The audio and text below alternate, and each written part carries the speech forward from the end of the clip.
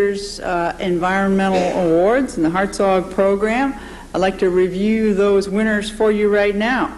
The William C. Everhart Award was presented to Jess Grove for sustained achievements during a career that illuminates, provides creative insights to, and that fosters an appreciation of our natural and cultural heritage. Professor Grove sought an education that aligned with his love and enjoyment of the great outdoors, just as some of you are doing right now. After completing degrees in Recreation and Park Administration and Landscape Architecture at Penn State, he began a career in Recreation Resource Planning, first with the Bureau of Outdoor Recreation in Ohio, then with the TVA, and lastly with the National Park Service under the director named George B. Hartzog, who has honored us today. But it was in his last position as Chief of Interpretation for the U.S. Fish and Wildlife Service that Grove honed his ability to share his love and knowledge of the natural environment with others.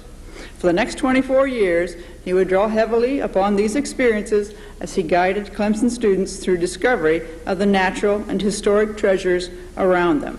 This summer, a recent graduate wrote a note back to his mentor, as many other students had done before him. Said, "Greetings from Kennesaw. As you can see, I'm happily employed by the National Park Service as an interpreter. Your classes really sparked an interest with me, and thus the ripples widen." As the many students who on several occasions elected Professor Grove to receive the designation Outstanding Professor would attest, he is most deserving of the William C. Everhart Award for fostering an appreciation of our natural and cultural heritage. So besides getting that appreciation, so you get a job instantly on graduation. So congratulations to Professor Grove. The second award that was presented this afternoon was the Dwight Holder Award. And this year's award was presented for initiatives undertaken by a graduate student and faculty advisor team that fosters understanding of and provides new insights into the management and enjoyment of our natural heritage. And this award was presented to Ingrid Schneider, recent graduate student who got her PhD this last year, and we're also happy to report that Ingrid is teaching at Arizona State University. And Dr. Bill Hammett, whom we're very glad is still with us there. But there's a team of two researchers, the advisor and the student, guided her dissertation in investigation into conflict in our national parks. They have since published 2 articles together and also given 4 presentations. So most deserving of the Dwight A. Holder Award.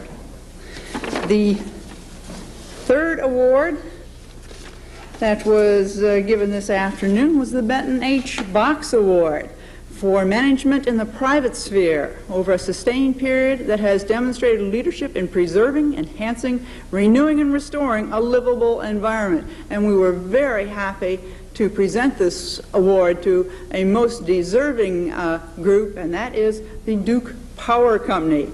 That's a major presence in the Blue Ridge Escarpment, but the visitor to this area is much more likely to be aware of the presence of wildlife, of thriving habitat, and of a spectacular environment. The development of the Bad Creek Hydroelectric Station is an example of Duke Power's conscientious stewardship. Great care was taken to minimize environmental impact during construction and to restore and enhance habitat after completion of that project. Duke Power's stewardship has resulted in the creation of 2 state parks in the area and in the maintenance of a valuable and popular portion of the Foothills Trail system. Protection of the Whitewater River has preserved a jewel at the heart of this country. The company's partnerships with other private and public entities in the region assures the integrity of a large portion of the Blue Ridge Escarpment. At each of Duke Power's company facilities, employees have sponsored environmental projects that respond to the needs and opportunities of the local areas. Many of these programs incorporate environmental education activities for local area youths. The other electric utilities in the United States are astounded by Duke Power's unprecedented achievement in winning the Edison Award as the nation's most outstanding electric utility for the 3rd time. We hope that they will come to the Carolinas and see the example that Duke Power has set as a steward of these hills. And we hope that many will emulate that example. So congratulations, much deserved, to Duke Power. The Walter T. Cox Award, the final awards that were presented today, were presented to two gentlemen who are going to share their insights with us, Henry L. Diamond and Patrick F. Noonan. Henry Diamond worked with Lawrence Rockefeller on behalf of his conservation efforts. He served on the Long Island State Park Commission, on the Commission on the Future of the Adirondacks, and he edited reports of the Outdoor Recreation Resources Review Commission, the congressional presidential body from which the Wilderness Act and the Land and Water Conservation Fund evolved. In 1970, Nelson Rockefeller appointed Diamond New York State's Commissioner of Environmental Conservation for the nation's first environmental department. President Nixon appointed him to the President's Advisory Committee on Environmental Quality, and he became chair of that group in 1973. In 1974, he served as the executive director of the Commission on Critical Choices for Americans. That commission, chaired by Nelson Rockefeller, attempted to identify the critical policy choices available to American people. He serves on the boards of a number of legal association councils of advisor and the President's Commission on Americans Outdoors. He's a partner in the law firm of Beveridge and Diamond, which, with some 80 lawyers in offices in Washington, New York, and San Francisco, is the largest environmental firm in the country. He currently serves as co-chair of the Sustainable Use of Land Project and is co-author with Pat Noonan of the project's report, Land Use in America, a book that I commend to all of you. The co-recipient of the Cox Award was Pat Noonan, founder and chairman of the Conservation Fund, a nonprofit dedicated to conserving America's land and water resources. The fund undertakes projects and developments that demonstrate the integration of economic and environmental objectives, working in partnership with conservation organizations, foundations, and businesses and public agencies. The fund has set aside over 1,200,000 acres of wildlife habitat, wetlands, historic sites, and open space since its founding in 1985. Mr. Noonan, who holds a master's in regional planning and MBA, began his career in conservation in 1969 as a trainee with the Nature Conservancy, where in 1973 the Board of Governors appointed him president, a position he held for 8 years.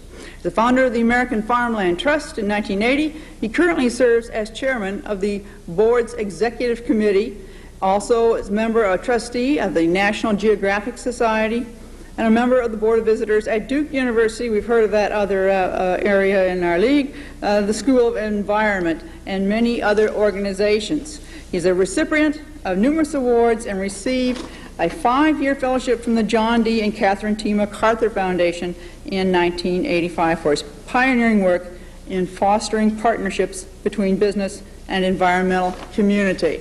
A round of applause and much well-deserved awards.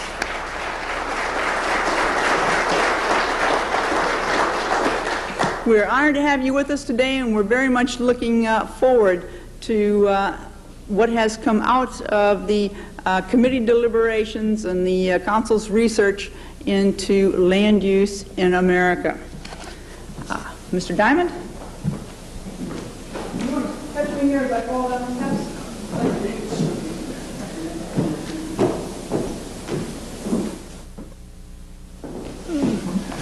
Thank you, Ann, for that kind award citation, although I must say you admitted the fact that I'm also a notary public. If any of you have a will or anything you need signed, well, I'm available. You people are great to come inside on a day like this and listen to two guys in suits from Washington, and we'll try to make it as painless and hopefully as informative as possible. Let me start out by saying a word about George Hartzog, for whom this program is named. Those of you who are students of recreation parks know about him and his contributions in that area, but George to me stands out as something outstanding in American public service for this reason. The United States, sort of unlike Great Britain and France, doesn't have the career service that leads up to sort of the quasi-political level. In Britain and France, as you probably know, when governments change, there's a sophisticated civil service, politically astute, that goes on. That's how countries like France and Italy keep going through multiple changes of government. And the finest students of the best schools want to get in the civil service. We don't have that tradition in this country. We have a great civil service and we have a lot of dedicated public servants, but we don't have that sort of political career interface. George Hartzog was an able career servant, but he also exemplified that ability to move through the halls of Congress and get things done in a way that very few career people can do and very few political people can do. He combined those two talents, and he would work the halls of Congress, his accent changing as he went from office to office, deepening as he went to Mendel Rivers' office, and going into his St. Louis background as he went on.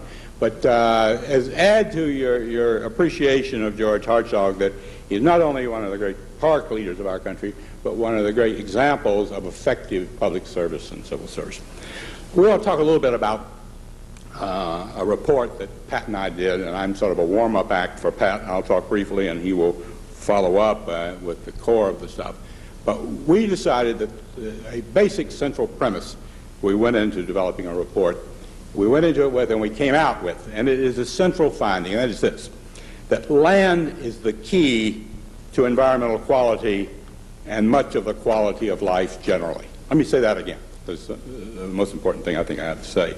That although we hear a lot about water pollution, air pollution, solid waste, radiation, pesticides, in our view, land is the key to environmental quality and to much of the overall quality of life generally. But it is neglected. Land use has been the stepchild of the environmental movement. It's not hard to figure out why. It's very difficult to get a hold of. It's all-encompassing. Land use takes into account parks and recreation and suburbs and design and highways and agriculture. It's very hard to get a hold of. And secondly, it's political dynamite. Those of you who know, who've dealt in land use or read the papers, there's an extraordinary irony at work in American public life. We will regulate our effluents, our water effluent, our effluents, down to parts per quadrillion. And lawyers will argue over whether it's 18 parts per billion or 14 parts.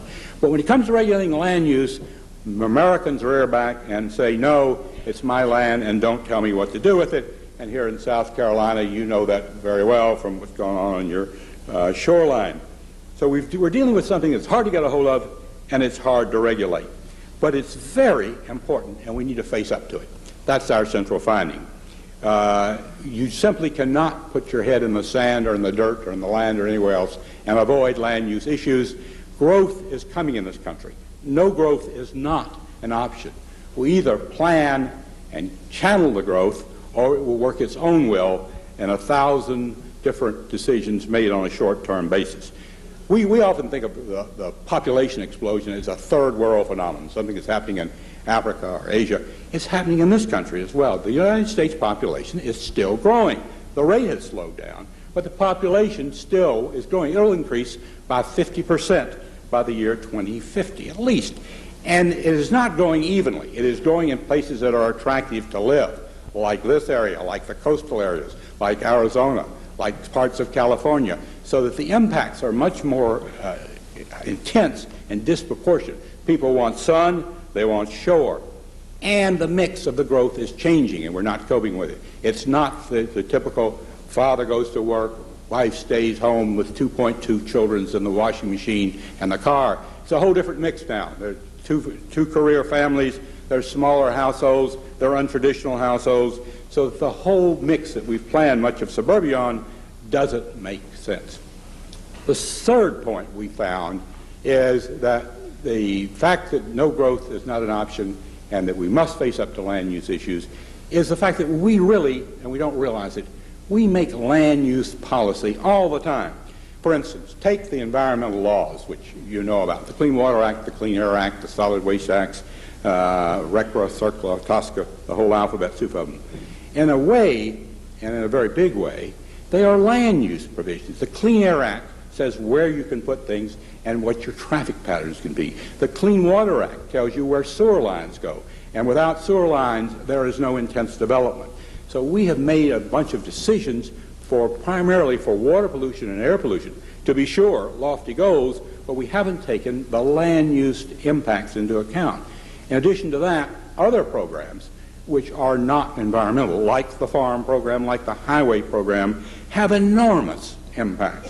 So we are making land use policy every day by omission. Let me suggest to you that land use is the key to solving a lot of our remaining environmental programs.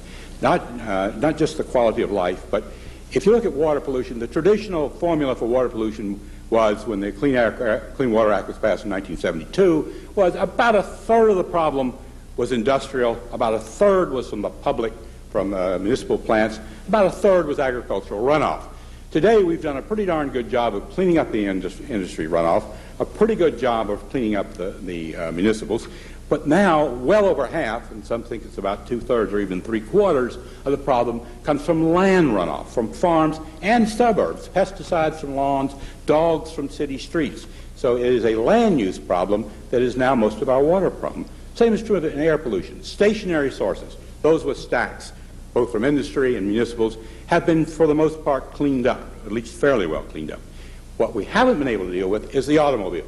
We've had emission controls, but the miles driven continues to grow, so that what drives the air pollution equation is not stationary sources, but highway transportation, land use.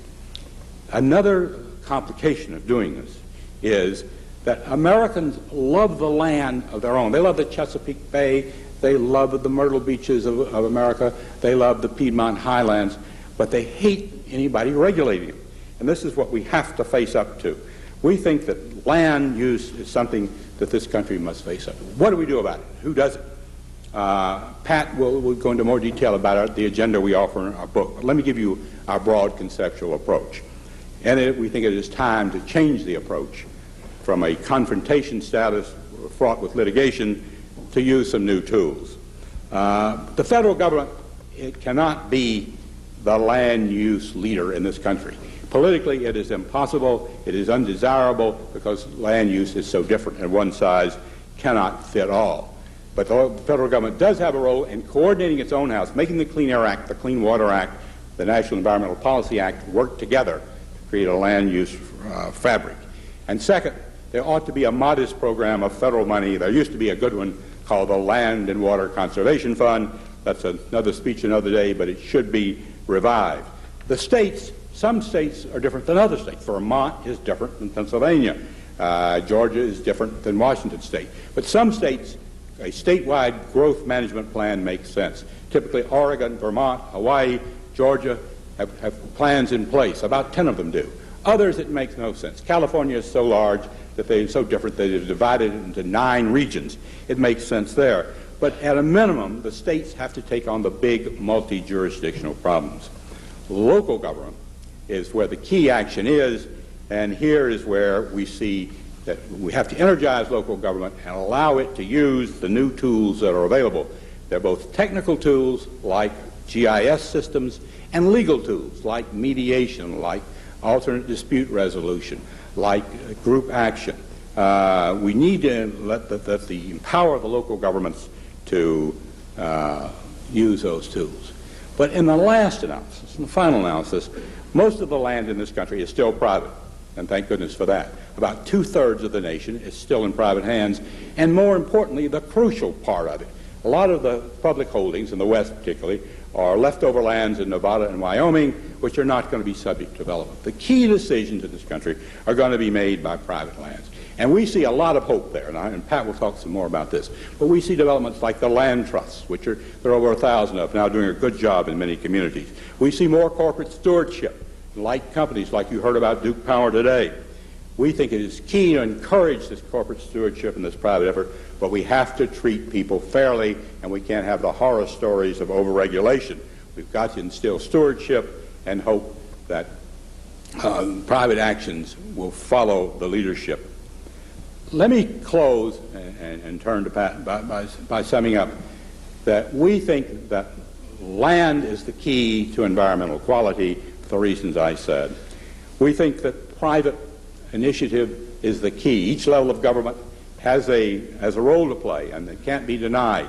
But in the end of the day, it's going to be a series of private actions.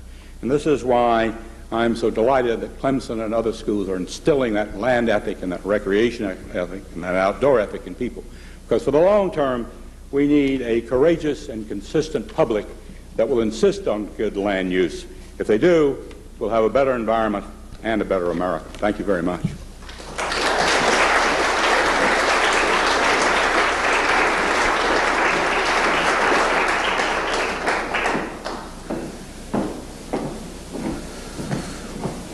Good afternoon. I want to join Henry in thanking each of you for coming in from the great outdoors to share a few minutes with us. I want to join my colleague in thanking Ann James for the lovely award that we received at lunch. It was a beautiful carving of mallard ducks, life-size, and I learned only after looking at the bottom of the decoy that Ann herself had carved those. And so, Ann, if you ever need a second job, you've got one. Outstanding carving. It's a privilege to be with you. I join Henry in saying how joyful I am to be here to help recognize George Hartzog, one of my mentors. I began in the conservation movement in 1972. As George was retiring from the Park Service, he was one of my heroes. He still is, because he made a measurable difference by his actions, and he served as an inspiration to many of us who came along after him and followed in his footsteps. And I'm also heartened to see so many people here from South Carolina conservation activities. Ann Close, who's here with us, is to me the First Lady of Conservation in the state of South Carolina. Tommy White has done so much for conservation and has a great vision of protecting your mountain heritage, and so many others who are with you today and with me who are making a difference in this great state. And I say that in all sincerity because my work over the last 25 years has taken me to all 50 states, and in my humble judgment, South Carolina is at the forefront of activism, leadership, and caring about the great outdoors. Oliver Wendell Holmes once said that to live fully is to be engaged in the passion of one's time. To live fully is to be engaged in the passion of one's time. And I want to suggest to you by my remarks that land use, conservation, environment, parks, and recreation are the passion of your time and your generation and the 21st century. And that was the subject of our book. Finding out more about this subject, as Henry has so eloquently reviewed with you, understanding the tremendous pressure and demand being put on land in this country, the population in this country doubling in the 21st century, the fact that the world population of 5.5 billion will double in the next 50 years to 11 billion, the fact that sprawl and scatterization is the pattern of land use in this country, and as Henry pointed out, is the agenda that we forgot in the environmental movement in this country. Let me talk a little bit about the environmental movement, because I think land use in this country parallels the environmental movement. To me, there have really been three eras in environmentalism in this great land we call America. The first era was the first 200 years of our country as a nation. And if you think back upon that, land was treated as a commodity. Natural resources were all treated as commodities to be bartered and sold. And we exploited this great land, and it grew, and it provided food and nourishment for family after family. And then in the 1970s, NEPA, federal legislation came in, which ushered in the second era, an era that I call environmentalism. Unbridled environmentalism, where today we now have over 10,000 nonprofit environmental groups in this country. We are a $3 billion industry in terms of the money we raise, and just in the nonprofit environmental movement. And with contracts and other revenues, a $10 billion industry, the nonprofit environmental movement. And with that, the key to our success in the last 25 years in the environmental movement and the magnificent growth of it has been the fact that we linked the word environment to public health. And when we linked the word environment to public health in the 70s and 80s, we captured the minds of the American public, because we all care about our water, we all care about our land, and it's been that simple. And that has been the underlying reason for the growth of the American environmental movement, an unprecedented movement in this country. We've also now entering into a new era, I suggest to you, as we approach the 21st century. because I believe that we've gone as far as we can just about in terms of environmental regulation and environmental ratcheting and litigation. The real growth is going to be in the free enterprise system tomorrow. The real growth is going to be how we can integrate environmental principles with economic return. Because the brain power tomorrow, more and more, will be in the private sector, and the free enterprise system is still the greatest motivator, the economic motivator the world has ever known. So we in the environmental movement who come out of the environmental programs, the parks and recreation programs, have a real challenge to better understand and build partnerships and collaborative initiatives with corporate America and the free enterprise system.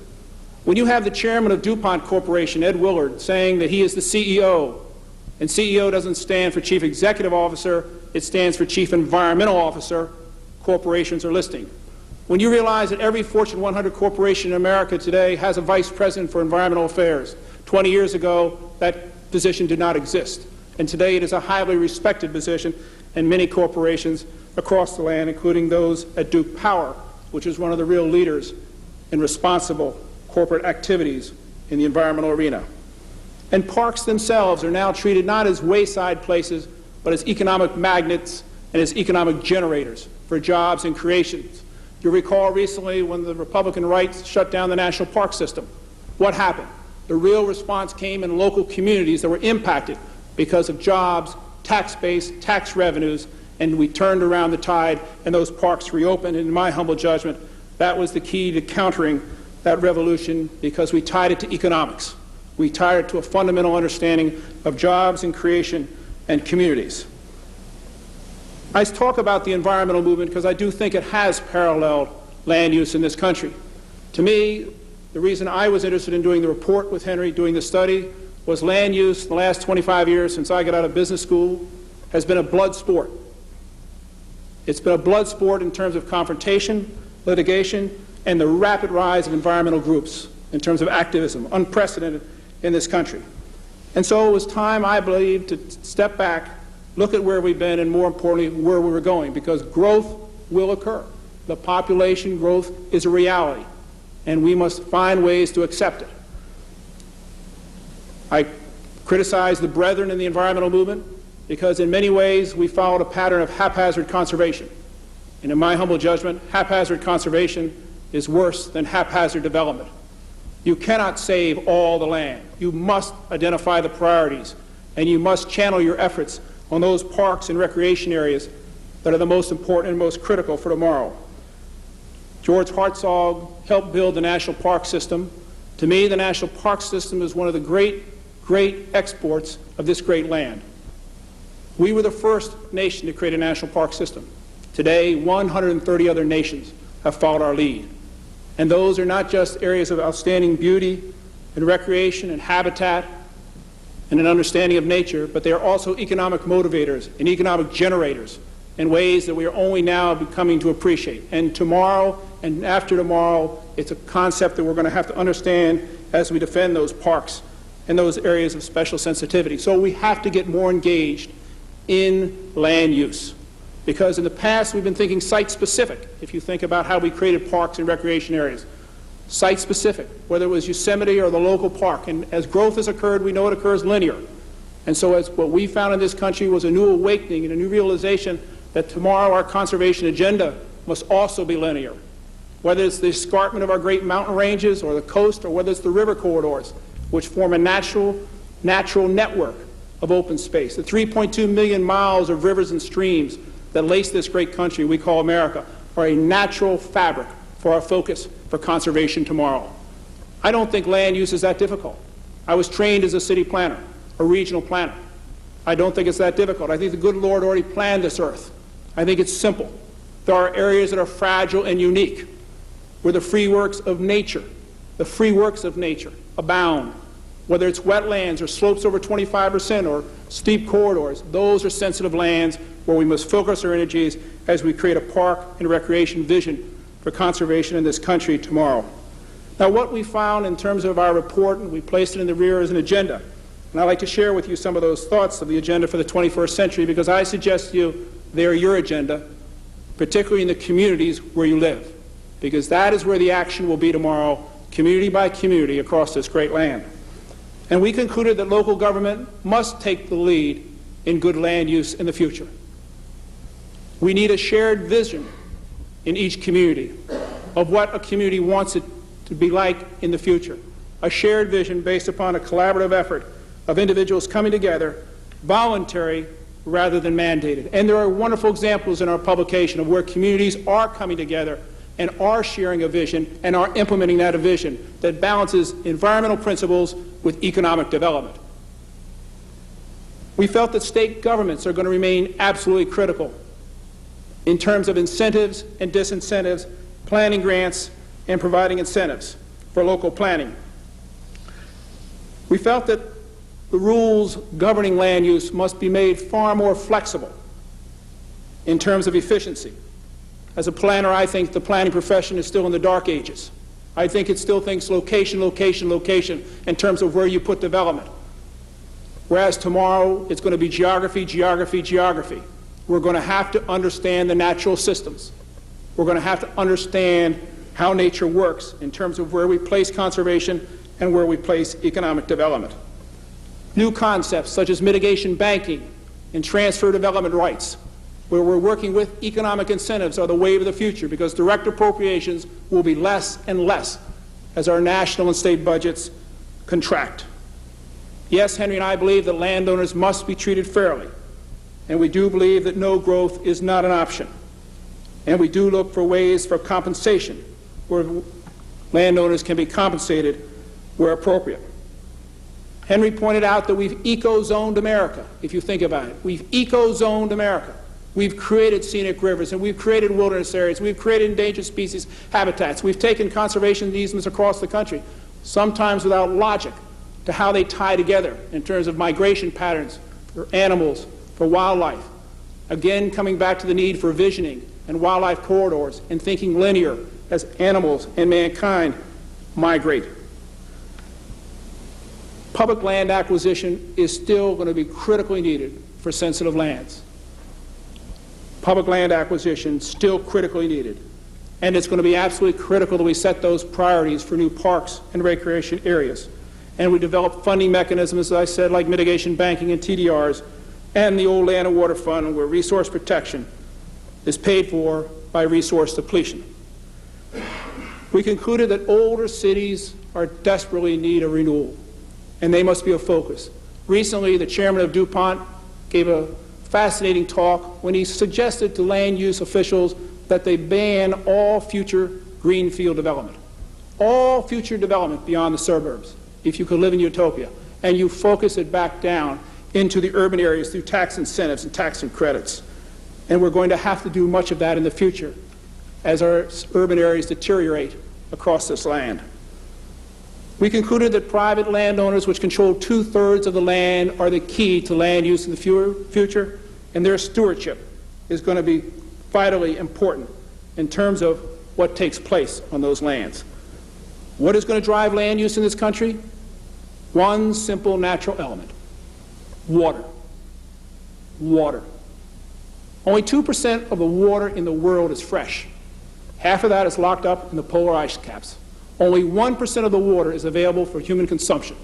And when you have rising demand, as we do with population, and when you have urban growth demands, water is going to drive land use.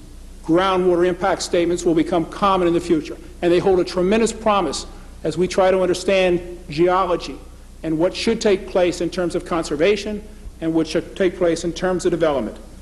It's a field with tremendous opportunity for the future. And watersheds will be critical as the planning dimension for the future.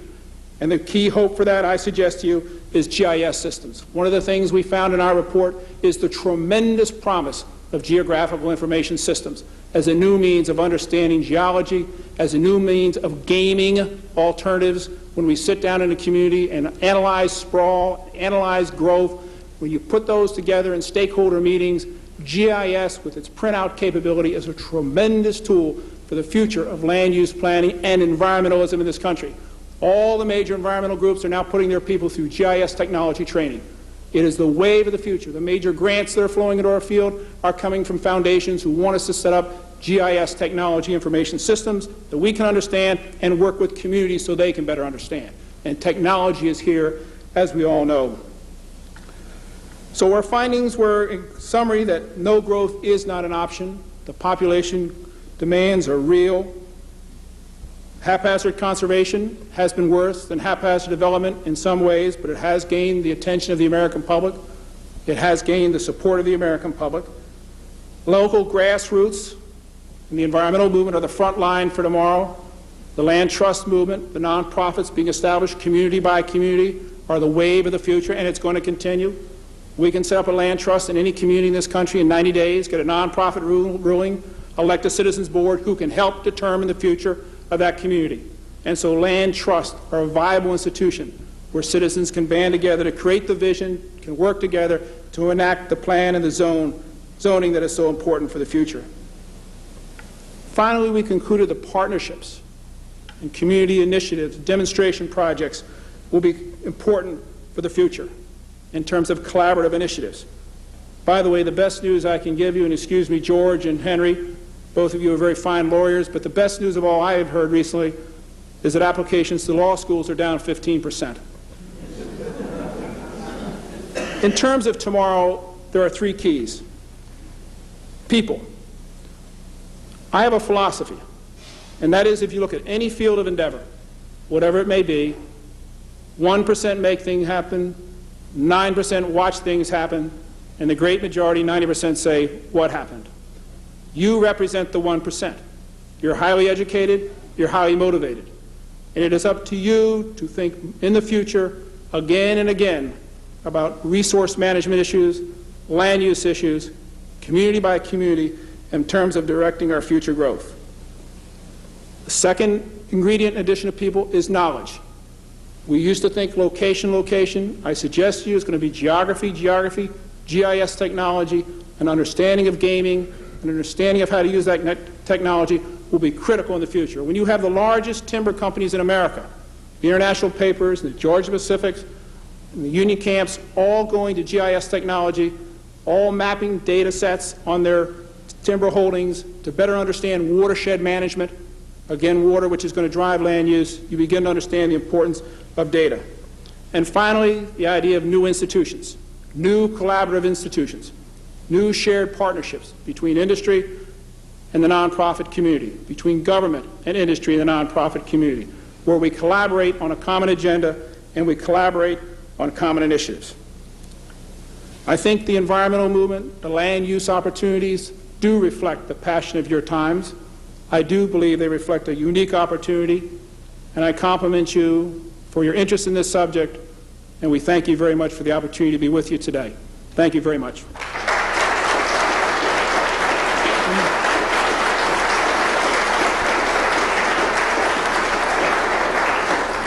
Now, and I think we have about 15 minutes or so, and if anybody has a burning question or an issue, I'll let Henry Diamond answer it.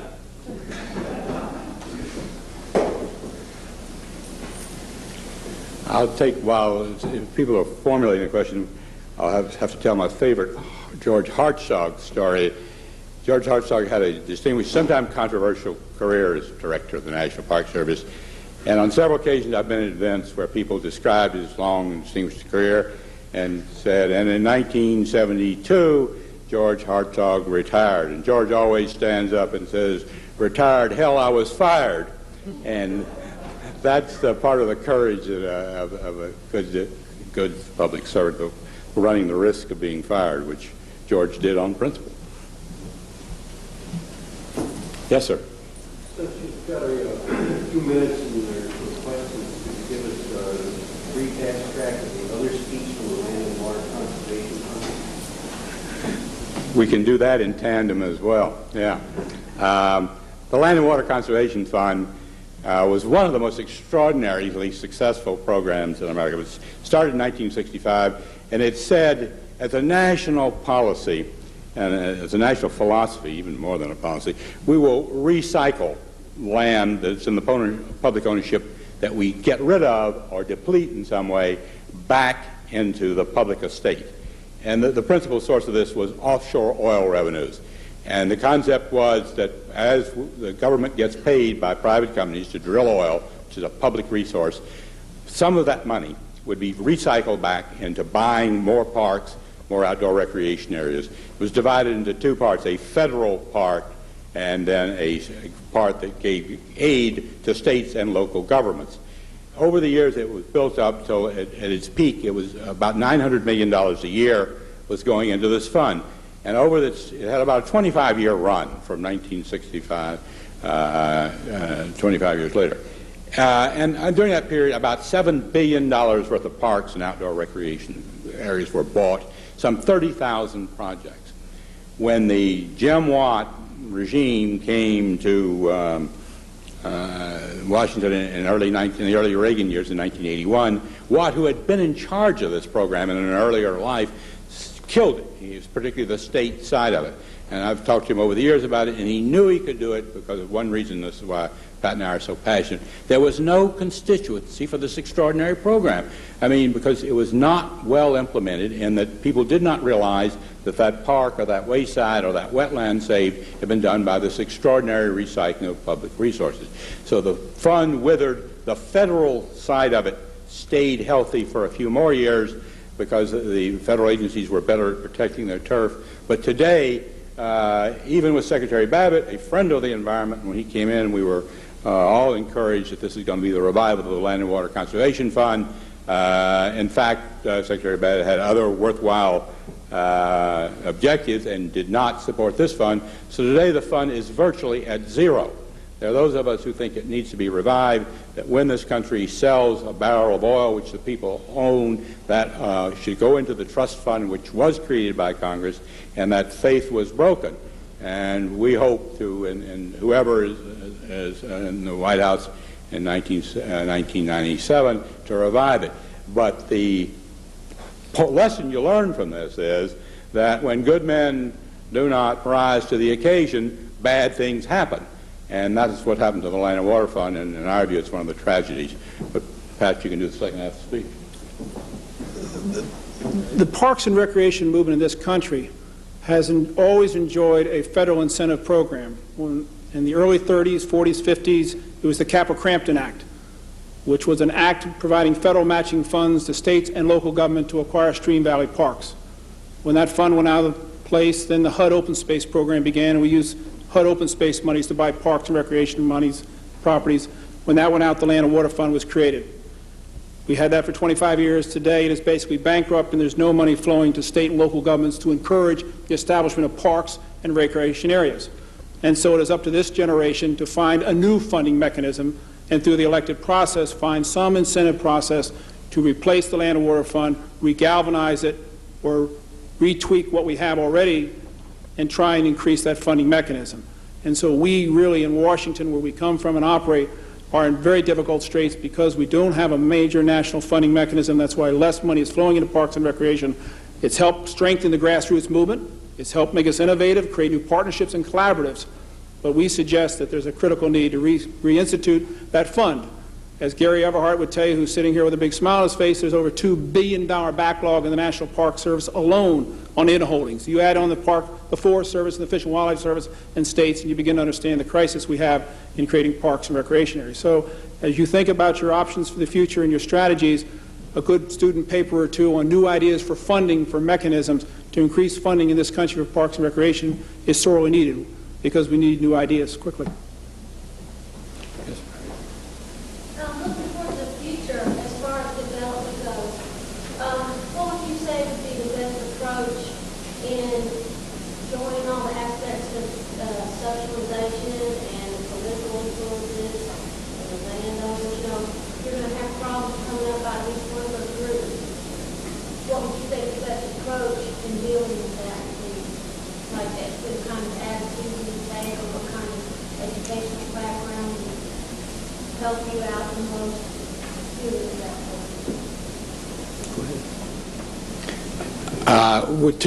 I'm going to answer at least part of your question. One, the extraordinary thing, which is a minor point, I'm sort of extrapolating from your last point, the extraordinary thing about the environmental movement has been that when it sort of came upon the scene in the early 1970s, when we had the burst of enthusiasm, Earth Day, the National Environmental Policy Act, Clean Water Act, Clean Air Act, there was no profession there to say we are environmental experts, and as to Pat's displeasure, it fell to the lawyers. At one time, the lawyers were ahead of the first five heads of EPA were lawyers. The heads of the state departments were lawyers.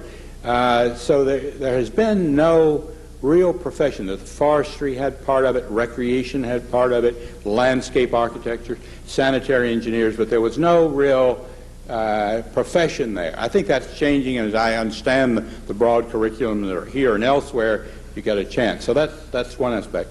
The other aspect, which I little broader terms, I think are needed, and it's gotten a little bit of a bad name and it's sometimes derided, but it is the vision. When local communities get things done, they come together and create a vision of what they want done. And where you get people, you get the elected officials, and you get the public, and the developers, and the interest groups, and those minority groups seeking environmental justice coming together and agreeing on what their community ought to be. It's a major first step. Obviously, it doesn't make it automatically happen, but creating that community shared vision is the very important first step. And I sense you're talking about some of the broader issues, and that is my view of what's needed. The only thing I would add is, democracy is a wonderful thing, and the great thing we have found is that stakeholder meetings in communities have had just tremendous success, where we bring together various interest groups from whatever they may be, from the truck driver to the learned lawyer, where they sit down at the table over an extended period of time and agree on common goals, when they work with the GIS system, when they come up with a common agenda and a common vision and a common effort in terms of implementing it. And we've seen great communities like Portland and Chattanooga and Austin and other communities that are doing just that, and even smaller communities.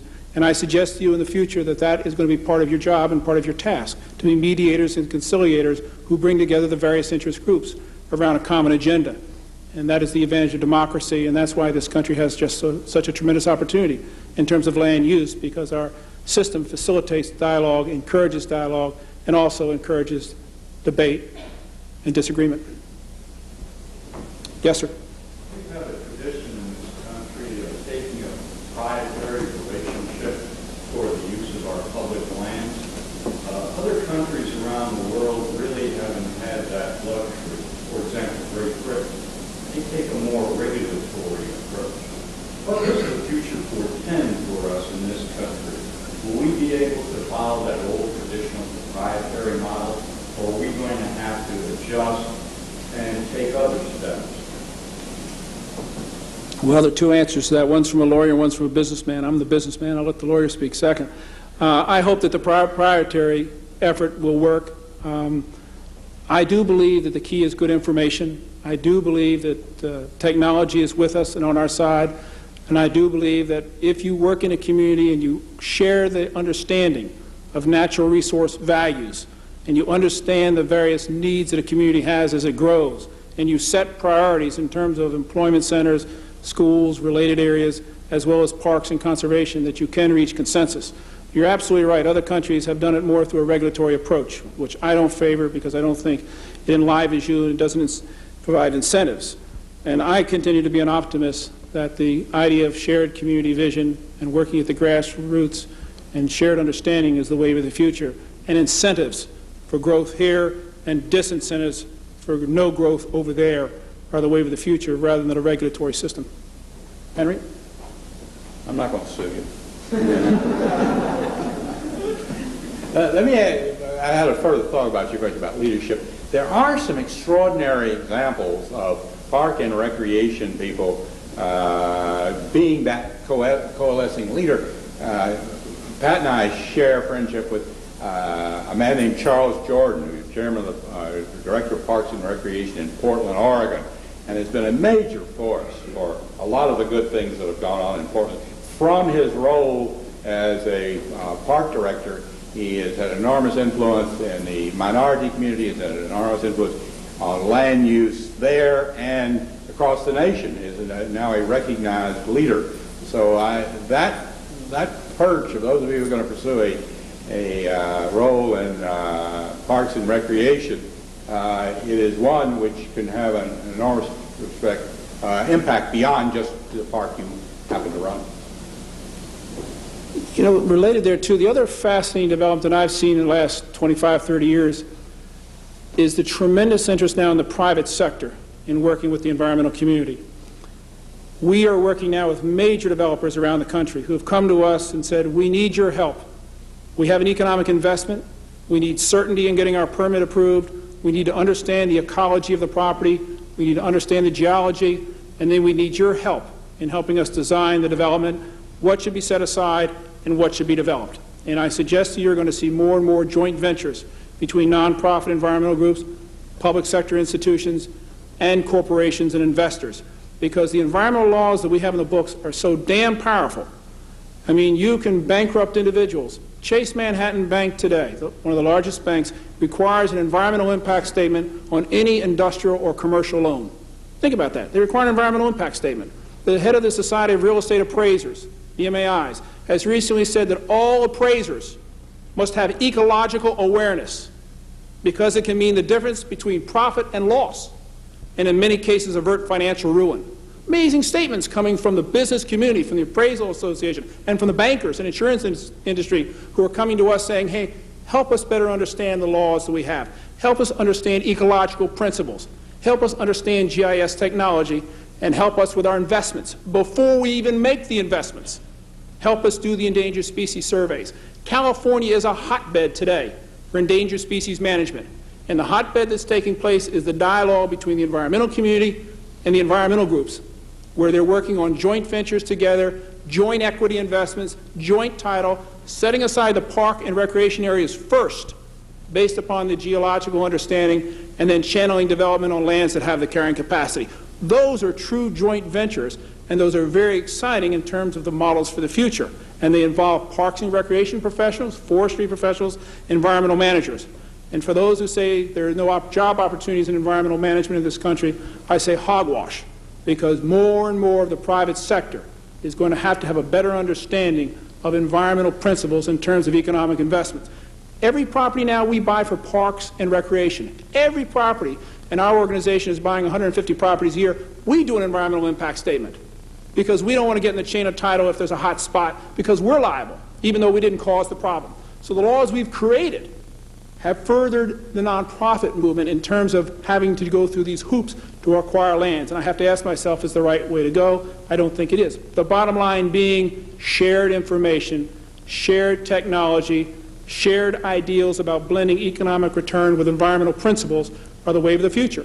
You look at the major business schools today, Wharton, Darden, Yale, Harvard, Northwestern, Washington, every one of them and Vanderbilt have got environmental courses now in their MBA program. Required environmental courses, not electives. That's an amazing shift when the business community is all of a sudden saying we've got to understand this new stakeholder who's at the table, this person who's concerned about air and land and water and where they're coming from. And most importantly, we have to understand the language. We don't even speak the same language. You go to business school, you learn about ROI and ROE and hurdles rate. You go to the environmental community, you learn about biodiversity in terms that even I don't even understand. We don't have a common language yet for the 21st century. I suggest to you you're going to see that. I suggest to you the programs of some of the institutions that are offering joint degrees in business and the environment, who are offering shared courses, such as you're doing here at Clemson, are the way of the future. And that's what's exciting about the next agenda, the next era in the environmental movement. We've gone from a commodity approach to natural resource management to one where it's an environmental approach, to one where people are calling it a sustainable approach. What is sustainability? Some people argue that it's the head of a pin. I like the word sustainability because it brings everybody to the table. It's a term that we all have our own views, and again, it comes back to collective decision making. So again, as our report shows, the future is a very exciting one. The people in this room, especially the students, have the opportunity to become involved in the passion of their time.